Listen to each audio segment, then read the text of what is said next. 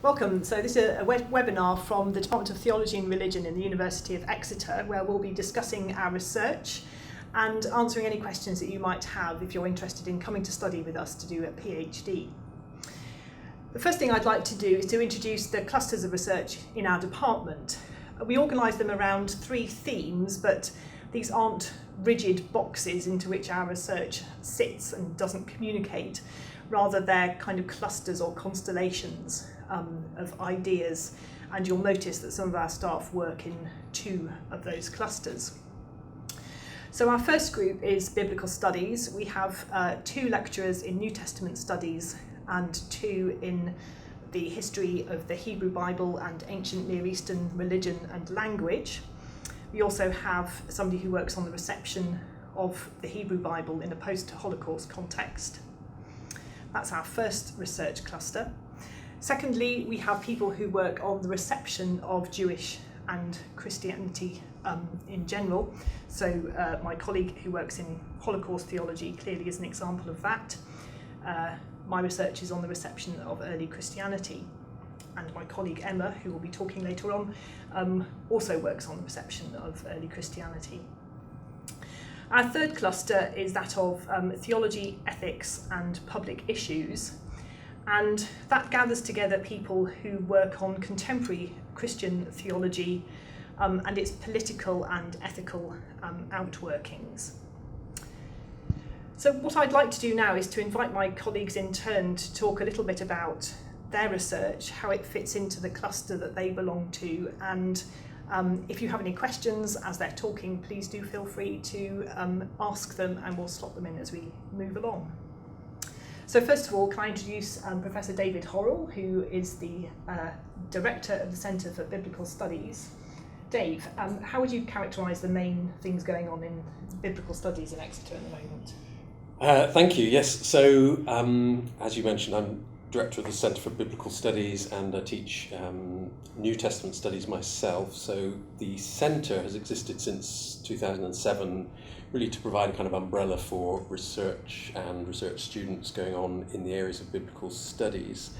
Let's think about particular areas. Well, it may be helpful to say a little bit about the colleagues you mentioned earlier. So Francesca Stavrokopoulou and Siam Bairo, who both work in Hebrew Bible, although I think we'll hear Siam's interests span across a wider and later historical range as well. But so they work in Hebrew Bible. I think some of the projects Francesca's supervising or being involved in at the moment, things about the cults of the dead, about materiality in ancient culture in the world of ancient Israel and Judah. Louise Lawrence is my colleague in New Testament, who's worked particularly on the way in which biblical texts in the New Testament in particular are read and received among contemporary reading communities, including disabled and deaf communities, and as a kind of correlation of that, thought about the ways in which characters who might be stigmatized through disability or mental health issues are kind of depicted in biblical texts. My own work, although that of quite a few of the others as well, has often involved taking social scientific perspectives to think about the construction of early Christian communities. I've worked mostly on either the Pauline letters or on 1 Peter. Colleagues always smile because I've been working on 1 Peter for quite some time, trying to write a big commentary on that, but that's sort of that's meant that I've worked with a number of research students who've been working on 1 Peter because they wanted to come and work on that particular text at the same time as I am, and it's one of the examples where I guess research and working with research students is kind of mutually fruitful. I mean, I have definitely learned from them. I hope they've learned a bit from me as well, and we've certainly benefited from working together. I've also done some work on the ways in which biblical texts, New Testament texts in particular, are interpreted in the context of contemporary ethical issues. So a project we had for a few years on the Bible and environmental ethics led to some publications in that area. A particular one, well, the publishers chose the title Greening Paul, but that was one a particular study of the Apostle Paul read and reread in the light of the contemporary environmental crisis. And that again has been an area which has attracted certain research students to work. One of my current students is working on the way in which Protestant Korean Christians might be helped to think afresh about the way they read biblical New Testament texts, particularly eschatological texts, in the light of the need to think afresh about the pressures that the environmental crisis brings upon us. Perhaps I'll mention David Tollerton as well, whom again will probably come up later because his particular interests are in the reception of biblical texts through a long history, not least in post-Holocaust Jewish readings, as you mentioned earlier. His doctoral study was on the Book of Job and the way the Book of Job has been sort of read and reread, particularly in some of those more recent contexts. That's probably enough about me and my sorts of areas and the people whose work broadly comes under the Centre for Biblical Studies. I mean, I can say a bit more later about the kinds of activities that go on under a centre like that. Fantastic.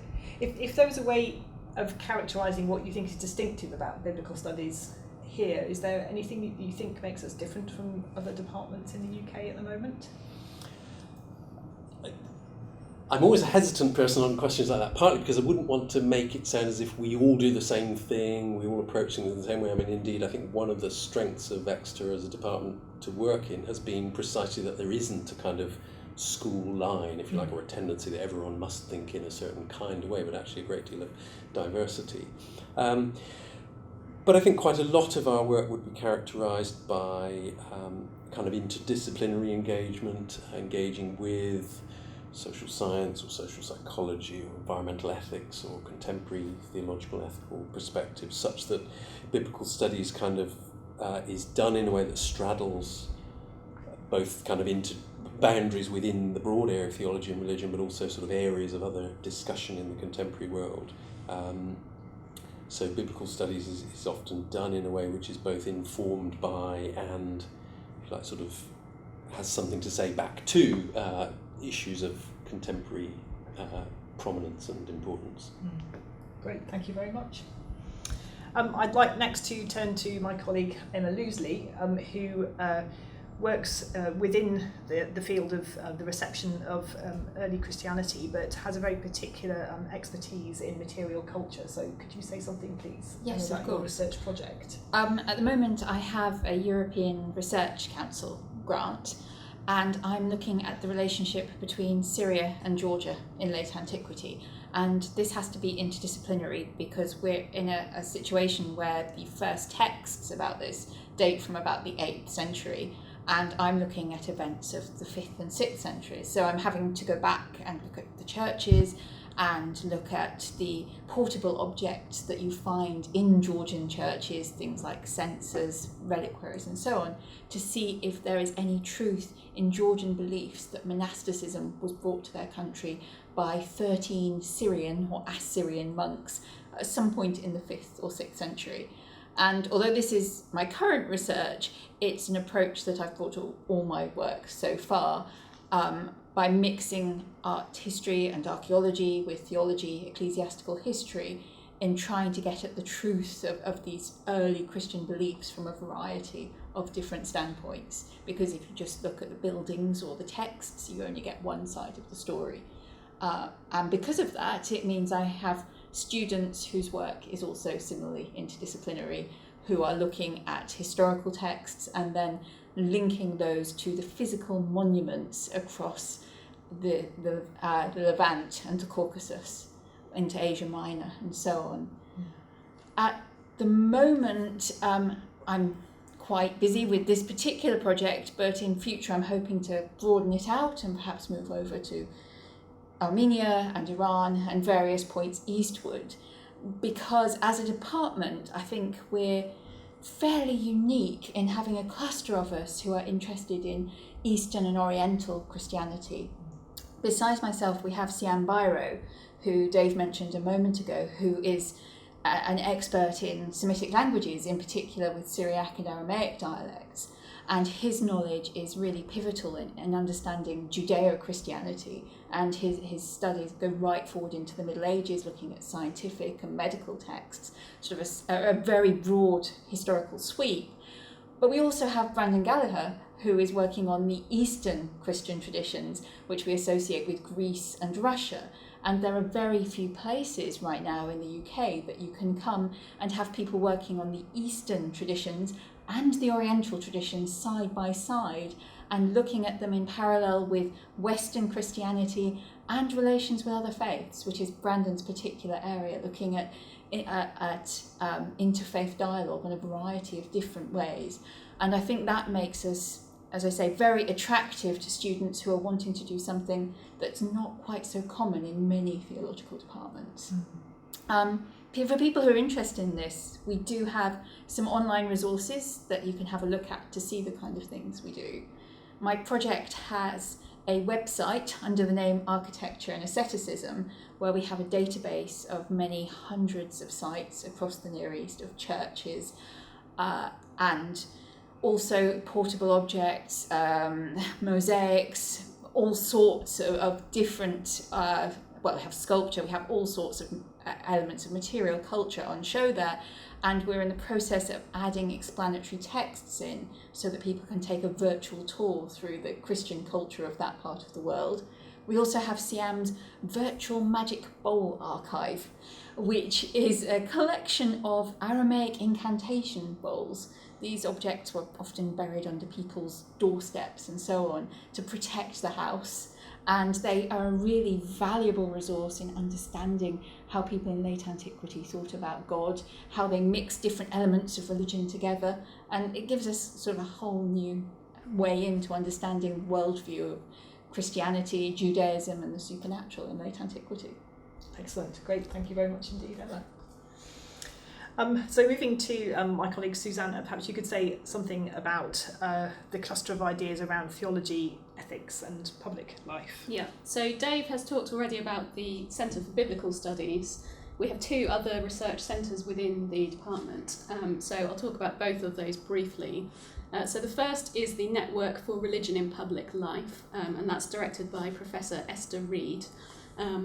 And Esther and that network have been involved in lots of work around the interactions between particularly Christian theological ethics and contemporary ethical issues like international law, international relations, the ethics of warfare, particularly targeted killing, criminal justice. Esther at the moment is involved in a major project working with the mining industry in particular. So that's one cluster. And then our third research centre, which I direct, is EXCEPT, which is the Exeter Centre for Ethics and Practical Theology. So there's some overlap there with the Network for Religion in Public Life. But what we've been focusing on in particular have been, again, ethical issues, but particularly interactions with theological context. So what people in communities of religious practice are getting up to, churches, religious bodies of various kinds. So as well as me, our colleague Christopher Southgate is involved with that network. A lot of his research surrounds the relationships and interactions between science and religion. Louise Lawrence, who Dave mentioned, is also involved in that network with relation to her work on disability and biblical interpretation in particular. And it's also one of the lovely things about EXCEPT, as I think with the other centres, is that we also have involvement from former colleagues. So Tim Gorringe, Adrian Thatcher and others who have taught in the department before and are still very involved in that.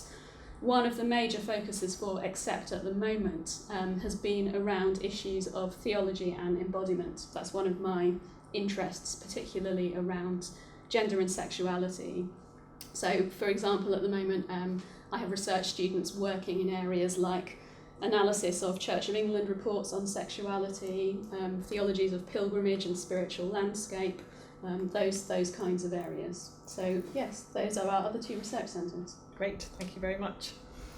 I'm just going to say a little bit about my research and also that of my colleague Jonathan Hill. So to take Jonathan first, he's a philosopher trained in analytic philosophy, but he has some very interesting ways of carrying out his research in that he has quite a historical approach for an analytic philosopher.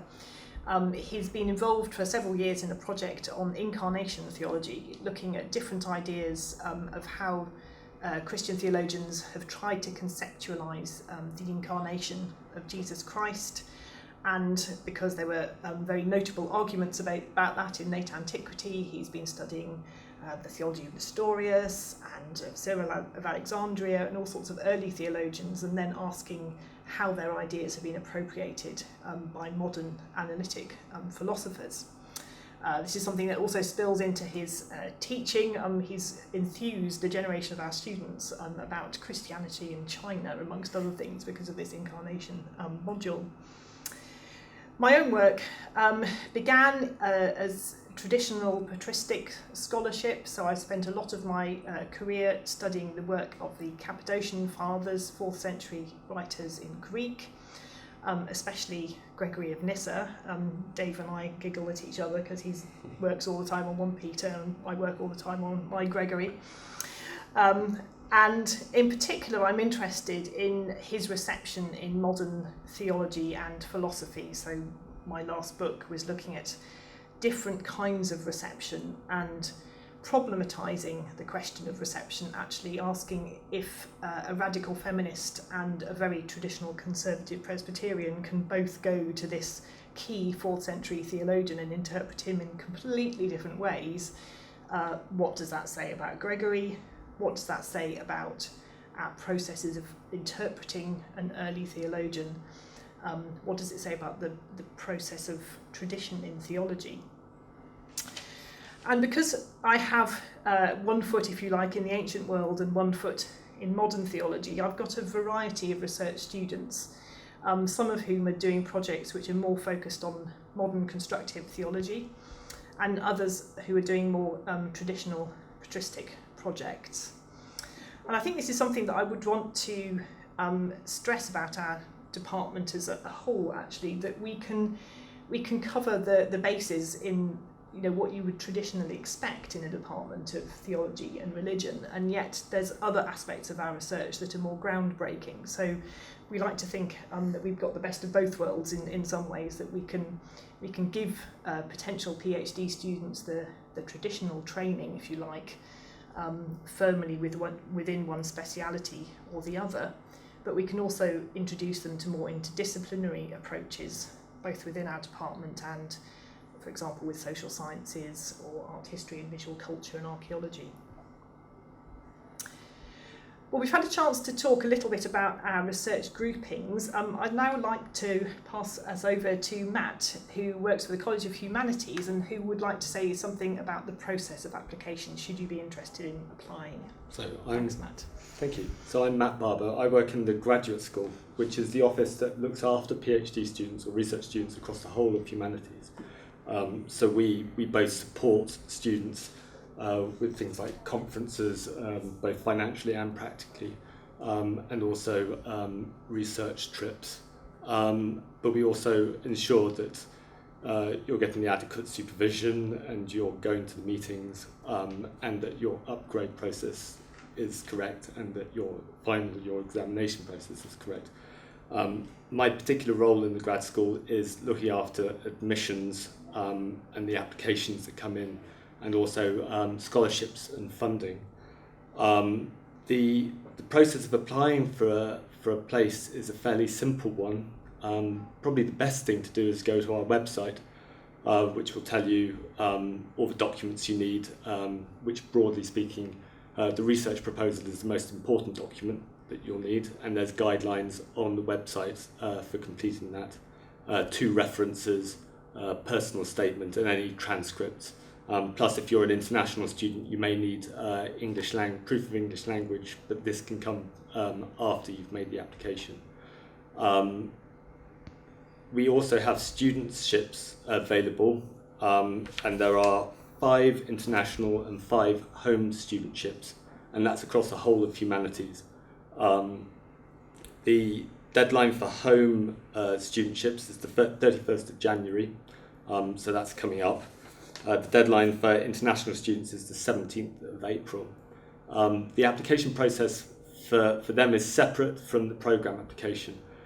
You can do them in either order, but you will have to apply twice. but the documents for the funding application are very similar. So it's the same, it's the research proposal and its references. But obviously you've got these deadlines which are quite tight. You'll apply for a research degree. You'll be offered a place. Should you be offered a place, it will be on an MPhil, which is a little disconcerting, but the MPhil is just a constituent part of the PhD. So the expectation is you'll upgrade onto the full PhD after a year. It doesn't extend the life of the PhD at all. If you do have any questions, then I have an email address which I'll read out, but I think it will also be presented after the presentation. My email address is humanities-pgadmissions, all one word, @exeter.ac.uk. And if you have any questions or need any links to the appropriate places on the website, then you can drop me an email and I'll reply through that, and you'll get your answer. Great. I'm glad you mentioned that thing about the MPhil, because we got a question about that in particular. So I think it's useful to have the opportunity to emphasise that people, if they're given a place and decide to take it up to study here, do start their PhD research project straight away, don't they? Even though they're registered as an MPhil student, they're beginning their PhD project from the moment they start. It's not that we're asking them to do a talk programme before they begin their PhD study. No, that's really helpful. Thank you. We've got another question which is about supervisory teams, because in Exeter we give people 2 supervisors, and I was wondering, Dave, whether you could say something about how that works. Yes, so well, I'll trust you all to glare at me if I say anything wrong, but I'll hopefully get it roughly right. Exeter's system is that every PhD student would have 2 supervisors. The extent of the balance of input between those supervisors varies according to the expertise of the supervisors, the particular project, and how that project evolves over time. So generally one supervisor would be the first supervisor, the lead supervisor if you like, who might well be the person who has the majority of contact with the student. So there would be meetings as a whole supervisory team. Say at the beginning of the year, for example, when a student starts, the team of the 3 of you would meet to discuss the project. As I say, how much input the second supervisor has, they would have, as it were, regular opportunities to sort of get some oversight of where the project is going and be able to give some advice on its kind of direction and shape. But it may be that they have expertise that's particularly relevant. I've worked with some students where the second supervisor we've had a much more equal role throughout. Somewhere the second supervisor has been much more in the background and just given strategic advice at particular occasions.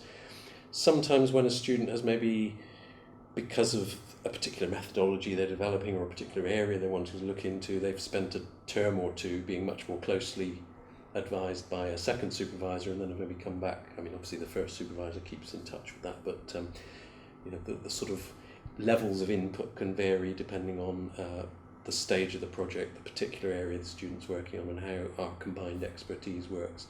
I think the reason, I've also known students who've sort of had questions about, does that mean I'm not working with person A and I'm working with person B?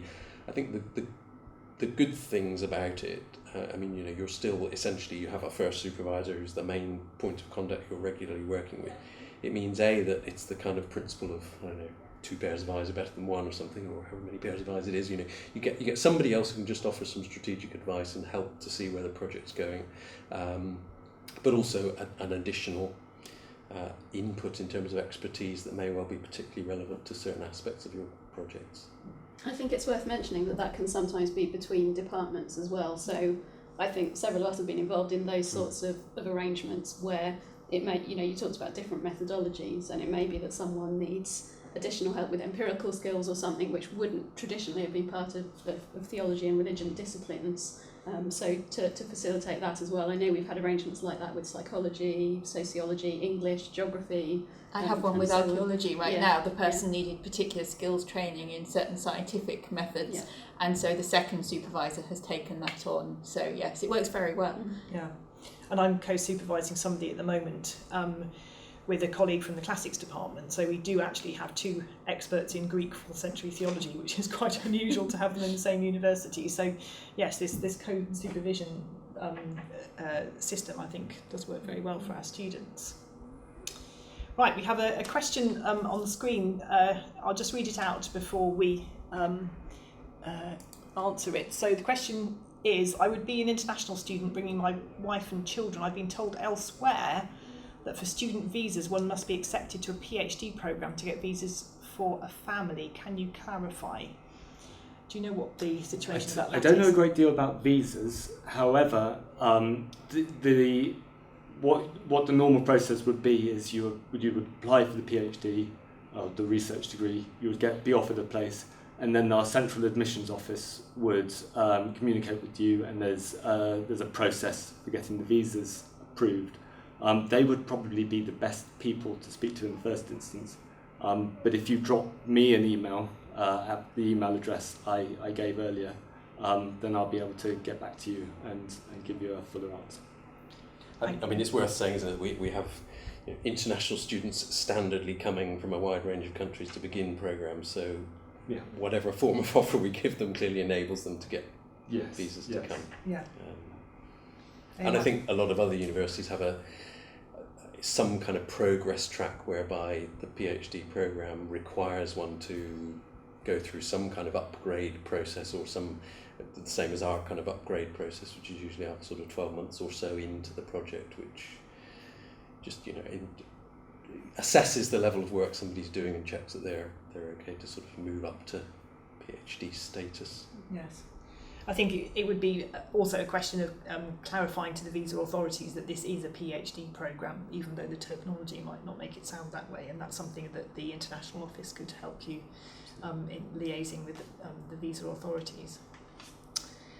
I have a question for you, Susanna, because you're in the enviable position of having been through the system, as it were. And we had a question where someone asked, you say that your department is a supportive department, but what does that actually pan out as meaning really on the ground? So perhaps you could offer our thoughts about that. Well, there's a few things that we try and set in place in Exeter. I think one of the things we are known for is being a very collegial department, and I'm sure lots of departments like to say that about themselves, but I think it's true of us, which is really nice. So a few things to say. So one is that as well as your academic supervisors who are responsible for the academic development of your project, you'll also be assigned a mentor who's not directly involved with your academic research supervision, but is there as another sounding board, is somebody you can go to talk about pastoral issues and that kind of thing.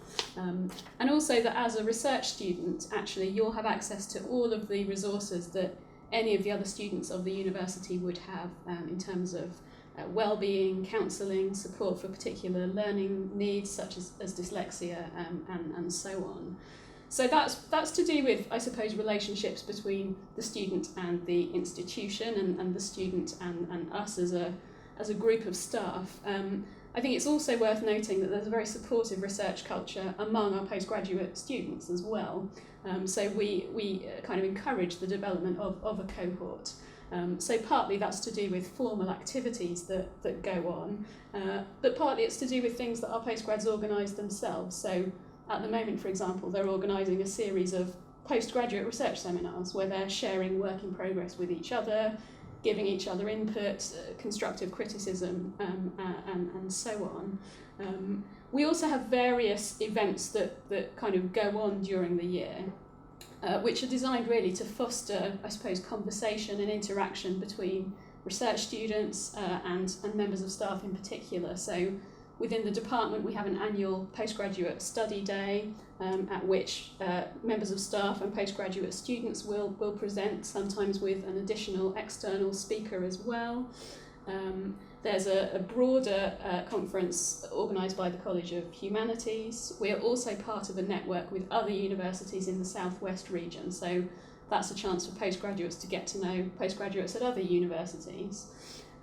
The graduate school also runs a brilliant series of, I suppose, skills sessions. So some of those are to do very specifically with skills for the PhD. So it might be that you need particular training in using software like NVivo if you're doing empirical work. It might be that you want to go to a workshop to learn all about the ethical approval process if you're doing interviews and questionnaires with people.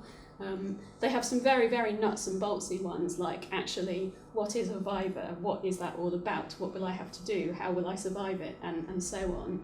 So all of those things that go on, I hope help to foster a supportive culture for postgrads within the department and the college more broadly. Excellent, thank you. Yes, I noticed actually the other day they were advertising their postgraduate seminar, and one of our students who only arrived in September is giving a paper this week, and I think that's brilliant that someone can already start to present their research ideas so soon. Thank you very much. We've got a couple of questions about languages.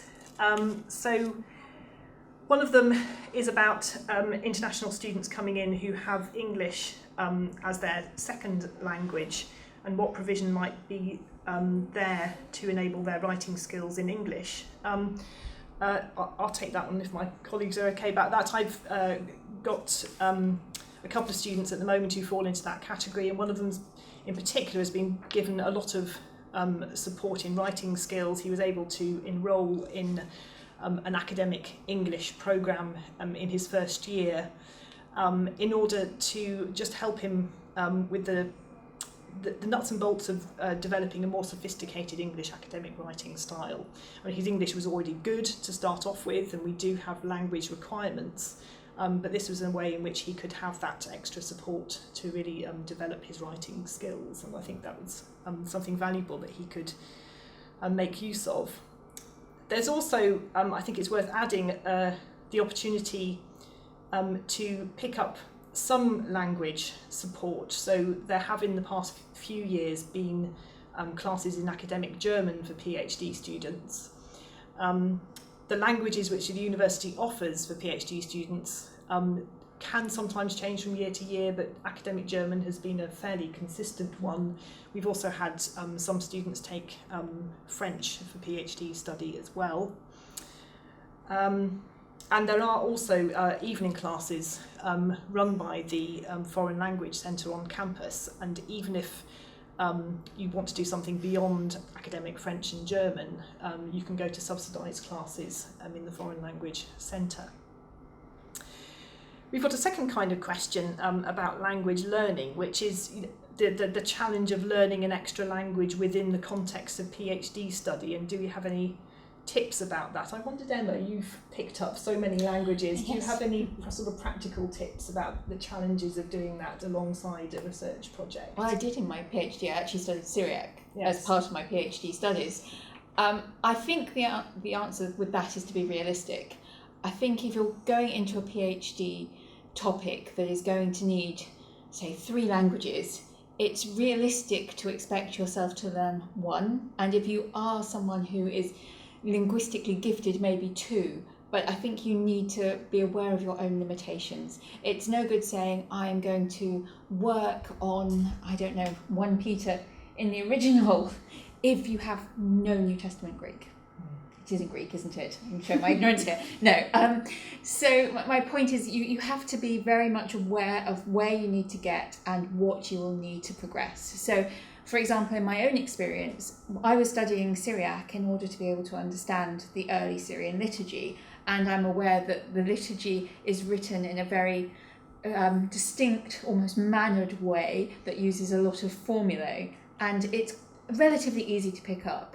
Now, if I was wanting to do a very sophisticated theological treatise with lots of very, very specific and complex terminology, that might be a bit ambitious if I don't have any Syriac when I start off. So I think you really need to think about, what do I want to do with this language and how far can I get within my 3 years? Learning to read a modern European language so that you can read textbooks in that language is easily achievable for most people.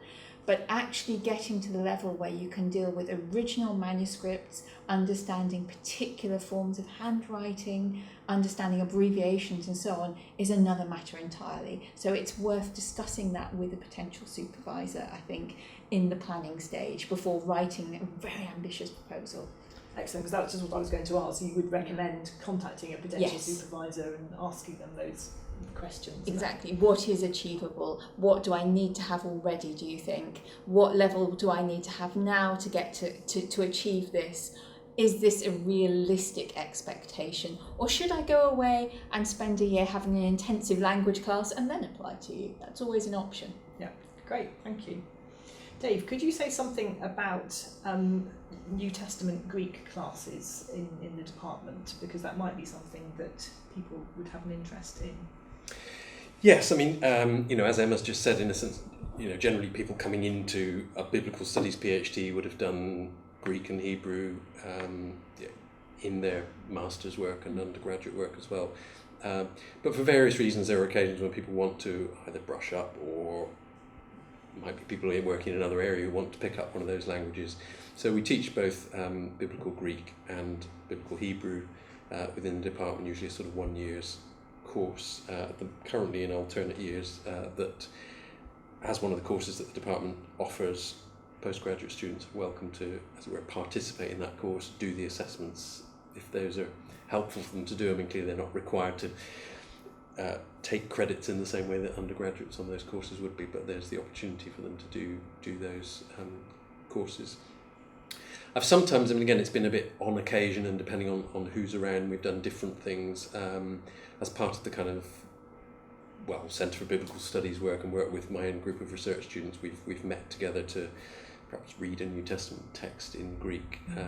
This term we've been having a sort of research group meeting. We've met 4 or 5 times through the term to read academic articles in different areas, and so it's been more of a sort of discussion group on kind of research methods and approaches and what makes a good argument and so on. But there will be parallels in other areas as well, where people are meeting to do skills and learn things in a slightly less formal way, but in a way that's still a group kind of activity that contributes to people's research progress. Siam has set up a Syriac reading class, for example, for those who are just interested in picking up some Syriac and having that as an extra dimension, which is informal. It's a fun thing. It's not for any formal credits, but it's doing really well. People are really enjoying that. Yes, excellent. And likewise, in the past, I've set up classes for those who want to study late antique Christian Greek, which has its own characteristics. It's somewhat different from Koine Greek of the New Testament.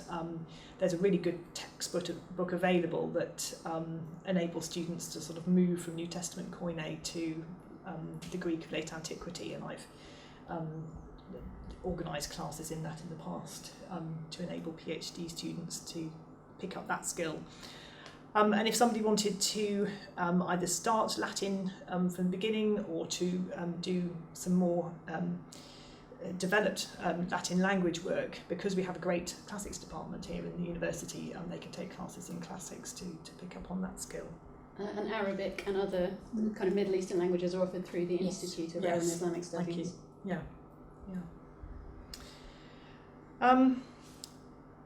Another question that is being put to us is about studying at a distance. Dave, do you have any students at the moment who are studying at a distance? I do. So again, it's possible. It's one of the forms of study that Exeter allows. And I think there is the expectation that students will spend some time. I think the expectation is usually, Matt will correct me, sort of 4 months or thereabouts. Or attendance at key events as well, like postgraduate conference. Yeah. So again, in my experience, it's been, in a sense, a case of planning something that's going to be adequate for the kind of project that's being undertaken. I mean, I had a student who started this year who came for about 6 weeks right at the beginning of the project, because obviously that's a good time to sit and have some pretty regular conversations about it. We may not meet face to face now until March, when they're planning another visit to Exeter, but the marvels of Skype and these kinds of things mean that one can keep in touch much more. One can have sort of supervision sessions, which I'm sure a number of colleagues as well, but I do regularly with people over Skype, or perhaps over telephone, and exchange things by email as well. So yes, it's possible to study at a distance. That you should normally reckon on that, including some blocks of time in Exeter that can be planned flexibly, but are best planned so that they coincide with either a time when extended conversations are going to be useful because it's early in your project, when postgraduate conference is happening, so there are other things to join in and benefit from, so you kind of maximise the value of time spent here. Yes, I would very much, my experience has been very similar, so it requires perhaps a little bit more planning than study when you're actually living on campus or living in the city of Exeter. But those students I've supervised who use their time very intelligently have got an immense amount out of it. They really enjoy their time in Exeter when they're here, but they're able to work efficiently from where their other location is. I think the only thing I'd add to what David has said is that the really crucial thing about studying at a distance is that you are confident and your supervisor is confident that you've got the resources to access in your main place of living. It's really important that you've got access to a good academic library or a really good range of online resources so that you can do research throughout the academic year and you don't have a problem with accessing books. That's a really crucial I would factor. underline that. I have a distance student at the moment, and one of the reasons I accepted him is because he has a full-time job in London, and so I knew that he has all the libraries he needs on his doorstep, and if the subject he is working on, it's something that maybe we wouldn't have so many books on that subject here in Exeter, so it works out. I think it's on a case-by-case basis of advising people on where they live, what they want to do, how realistic that's going to be in reality. Thank you. And again, keeping in touch. I mean, Skype is actually a wonderful supervisory tool. I have found it's again, planning. It seems to me is quite key. One of my students often sends me in advance a list of 2 or 3 things she wants us to discuss before we have our Skype conversation. And that's quite a helpful way of doing it. But it does allow for that conversational approach, which might not be possible through email or even a telephone call. So yeah, I've found that a very, very helpful means of supervising.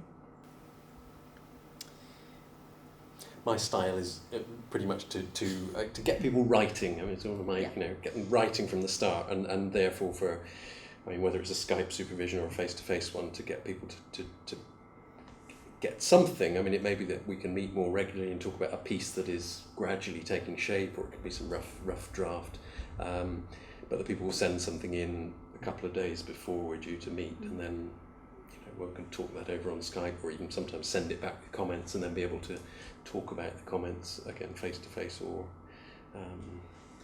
I found that worked really well. I had a student who lived in USA, in Utah, who finished in 5 years part-time doing exactly that.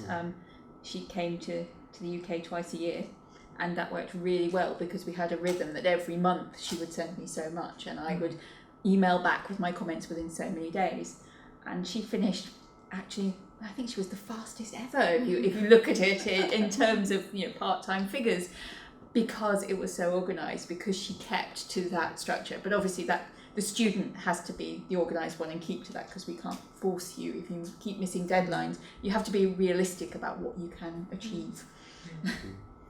We have a computerised system which keeps note of meetings between supervisors and supervisees, and that's, I find, quite a useful prompt. So students will get sent an email if they're working full-time roughly once a month, saying, in effect, you need to book a meeting with your supervisor. So that's a very good way of just being a prompt to keep in touch, even if you're studying at a distance. We have another question that's come in. Is it possible to start a PhD programme as a distance student, then come to the EU to complete it after the first year or so, or vice versa? Do you know the answer to that question? I believe so. Again, you might want to email me and I'll double check that. But I think you can change programmes halfway through and change the mode of attendance. Yeah. I'm pretty sure I remember cases where that's happened. I mean, that people have, for circumstances sometimes which are predictable, sometimes which aren't, that they've maybe spent a year or two here and then gone back to the States or wherever for their last year or so, or and they've also had to change mode. The only thing I would add is for non-EU students, it can be difficult for visas because I have had a non-EU student who looked into going part-time, and if you're wanting to be resident in the UK, it can be problematic to not be a full-time student and get a visa. And I believe that's a case-by-case basis, so you need to talk to the people who are more expert than we are, but I think students do need to be aware that part-time non-EU may be problematic in visa terms.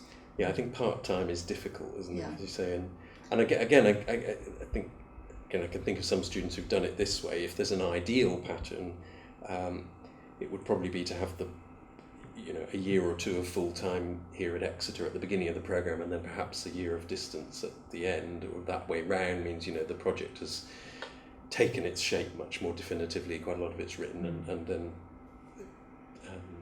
it's easier to carry on. From the start. So you were saying that part-time is problematic only when you're trying to change your location. It's not that part-time study is problematic.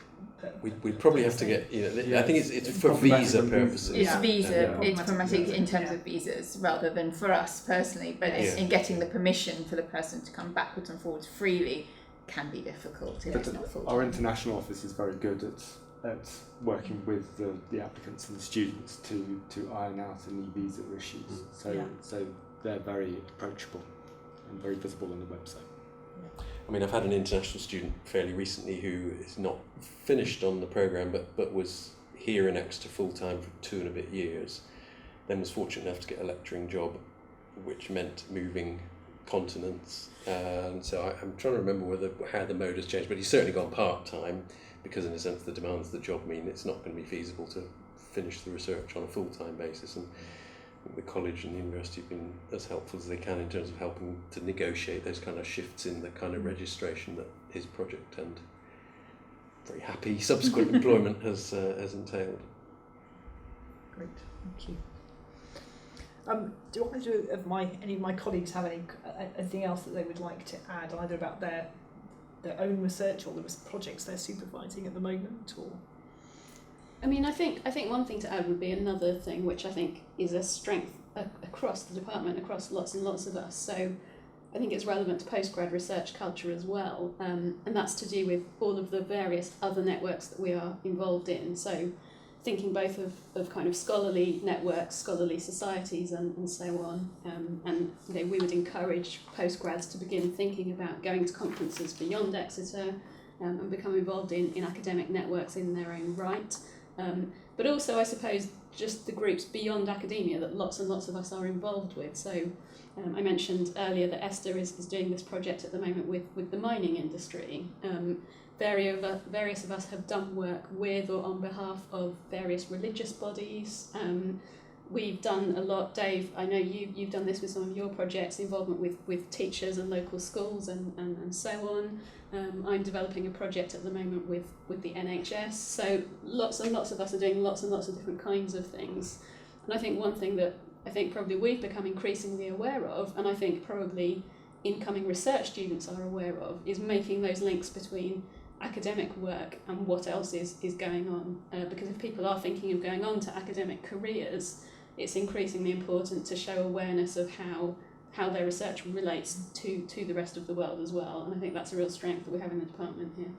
Yes, and it's often something that PhD students can be involved with, either in the sense that they can be involved in workshops that take place in Exeter, or sometimes if a member of staff gets a research grant to work on a particular project, they might be employing PhD students for a few hours each week on that project, and that's a wonderful experience to involve students in.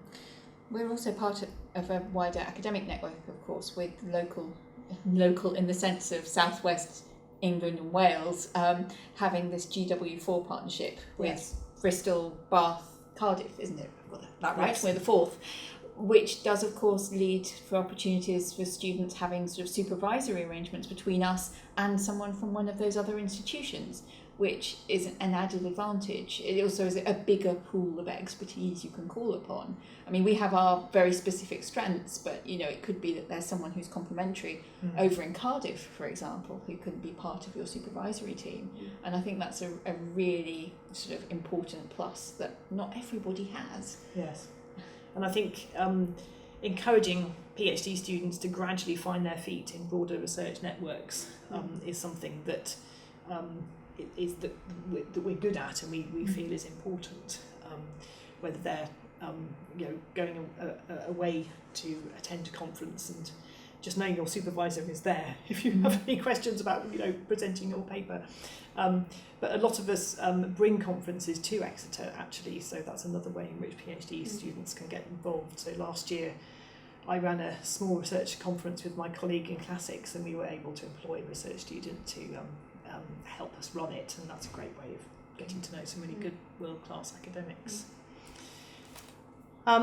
Right, so are there any expectations for PhDs to publish while working on their research, for example, journals or conference papers, etc.?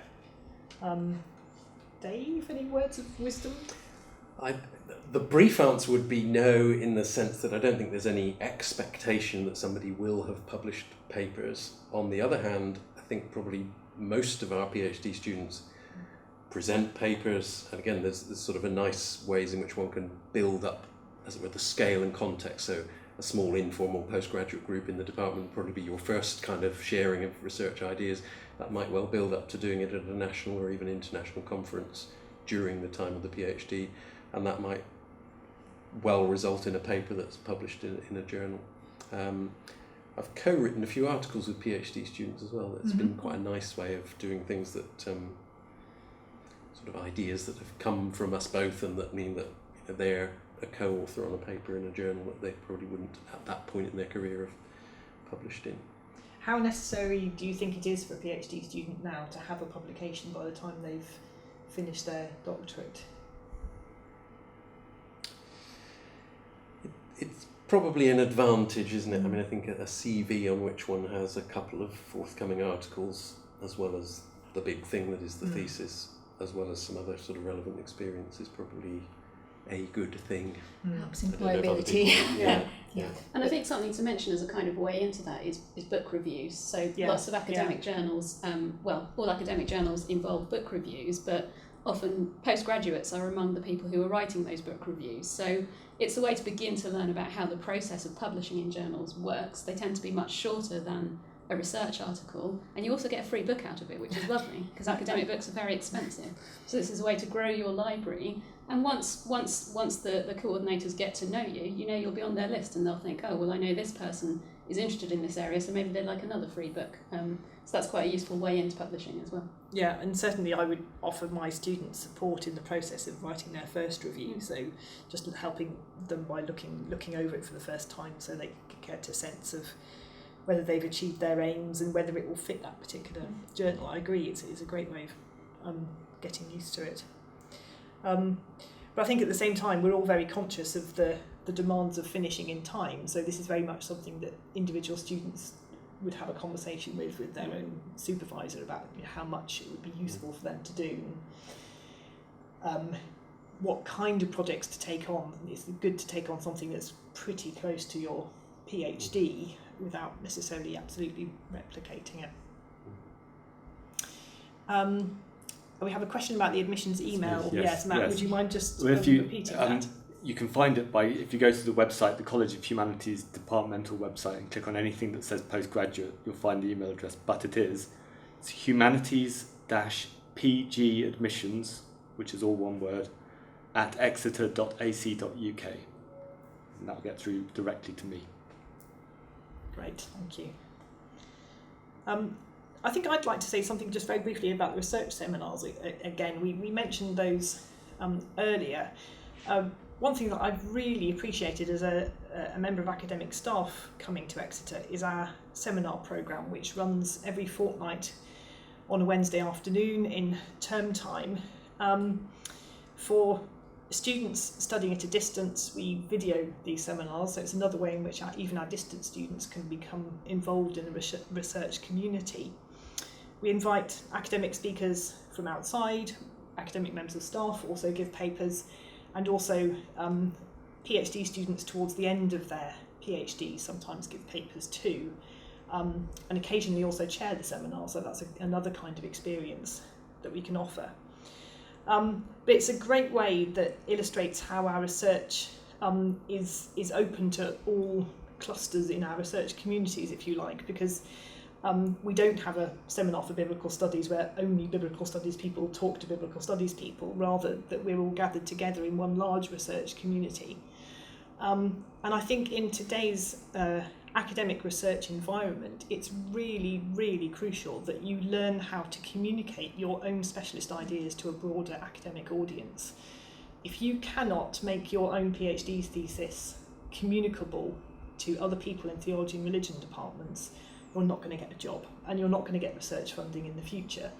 And an academic seminar, therefore, where different subjects are talking to each other, is a really good training ground for learning that kind of discourse that you need, where you're talking about really, really specialised research ideas, but nevertheless communicating them in a way that's accessible for your colleagues. And just on a personal level, I find it fascinating. I was in a seminar a couple of weeks ago where one of our PhD students was presenting a paper on the reception of the Bible in Africa, where she spent a year living in a small village community. She was talking about the way in which certain miracle texts in the Gospels were received by a culture which still gave meaning to the existence of spirits in their local place. And it started firing off all sorts of ideas in my mind about late antiquity and the way in which demons were associated with various places. So I find those research seminars a really exciting and valuable part of our research ethos, if you like, and it's a great training ground for me, let alone for our PhD students. And also the Facebook page and the blog tell people Yes. about what's going on. You're the blog mistress, as it were. So Yes, so if you go to our Theology homepage, there's a Facebook and a Twitter, but also a blog, tiny little blobs that you can click to access our department on all those media. I'm sure that what you're just saying about the seminar does almost reminds me that more than one realises. I think being in that kind of context shapes and enriches and informs the way you think. You almost kind of look back on it, in my case 20 years, and think, I think that's probably had a significant impact on the way I think, which just reminds me of almost a sort of anecdotal thing, but something that I've shared with a number of PhD students, which kind of indicates why doing a PhD is actually extremely exciting. It's very demanding, but it's a very exciting thing. Is that it's not just that, say, 12 months in or 2 years in, you think I know a lot more stuff about this or that than I once did, but that actually you have moments when you stop and think, I could not have thought this 12 months ago, because just the kind of, it's hard to kind of put it into words in a way, but the kind of the mental framework to conceptualize something in this way was something that I didn't have 12 months ago. And that's not just because I hadn't read the book that told me that, but just somehow the process of absorbing material and talking it over with other people and so on has led you to a place where your brain is doing things that it didn't do before, with material it didn't know before. Excellent.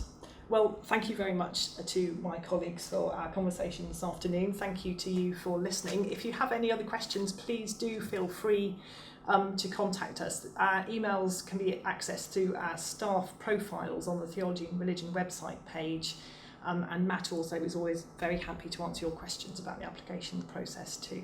Thank you very much.